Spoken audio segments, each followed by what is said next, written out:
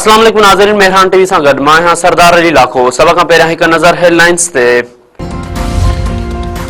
वज़ीर आज़म शहबाज शरीफ चयो आहे त पाकिस्तान इक़्तिसादी राहदारी मंसूबे जे ॿिएं मरहले में दाख़िल थी रहियो आहे। पाकिस्तान, ईरान ऐं तुर्किया रेलवे कॉरिडोर ते कमु करे रहिया आहिनि।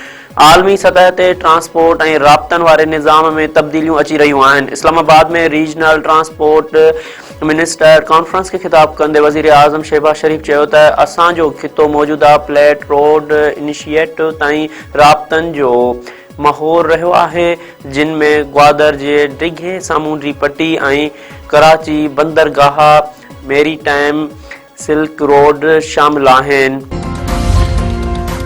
तहरीक लब्बैक पाकिस्तान ते पाबंदीअ लाइ वफ़ाक़ी हुकूमत पारां सुप्रीम कोर्ट में रेफरेंस दाख़िल न करण जो फ़ैसिलो। घरू वज़ारत जे ज़रियनि मुताबिक़ दहशतगर्दी एक्ट तहत पाबंदीअ लाइ सुप्रीम कोर्ट जो फ़ैसिलो घुर्बल नाहे हूंदो। TLP ते पाबंदी दहशतगर्दी एक्ट तहत लॻाई वई आहे, आर्टिकल 17 तहत न।